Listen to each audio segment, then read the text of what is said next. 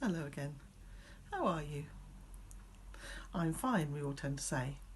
But are we really? This time of pandemic continues on, and I don't know about you, but I'm a little anxious every time I watch the news. What will we hear on Monday, I wonder, with the next set of announcements from the government? I do sometimes wish they'd just say what they're going to do and not leave us wondering for several days whilst oddments leak out of the papers. But it is what it is. However, it adds another layer of anxiety into our already anxious lives. During this pandemic, and especially since the time we first went into that major lockdown, there's been a really serious effect on the mental health and well-being of so many people of all ages for all sorts of reasons. As I'm writing, it's World Mental Health Day, designed to make us think more about people who suffer in this way and to encourage us all to be more aware and to help. Research carried out by Mind tells us that more than half of adults and over 2/3 of young people said their mental health got worse during lockdown. We know that many have developed new mental health problems as a result of the pandemic, and for some, existing mental health problems have just become much worse. And it's such an unseen problem, isn't it? Often such problems are hidden behind a smile and a fear of what others might say. And I wonder how many people could say that this pandemic has not affected their mental health and well-being. I think very few indeed. In May this year, Mental Health UK chose kindness as the theme for the year.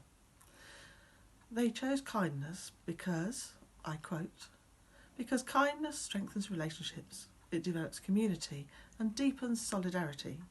It's a cornerstone of our individual and collective mental health. Wisdom from every culture across history recognises that kindness is something all human beings need to experience and practice to be fully alive." And being kind is something that we could all do easily, isn't it?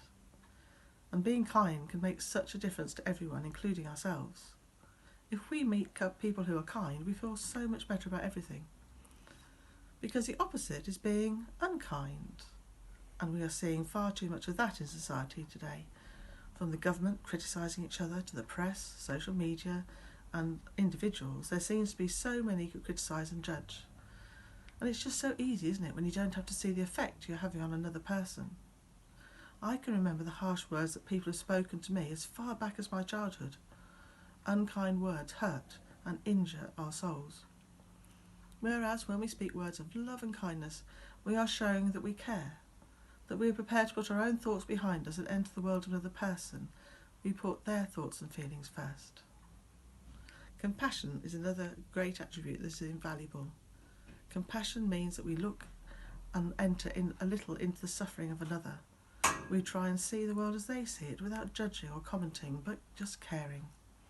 Compassion itself requires patience, kindness and perseverance. But I do think at this moment the first place to practice this kindness and compassion is on ourselves. Life is so hard in so many ways at the moment, and it is okay not to be okay. We are all affected by these difficult times, and we all need to be kind to ourselves. Jesus told us to love our neighbours as ourselves, not more than ourselves. So we need to love ourselves, be kind to ourselves and show compassion to ourselves first. Then we can allow God's love and acceptance to flow through us. And only then, really, can it flow to others. So this week I suggest you show great kindness to yourself. Do things that give you joy. Take rest. Read something you love. And spend time with God, who wants to be in relationship with you and so wants to show his love for you.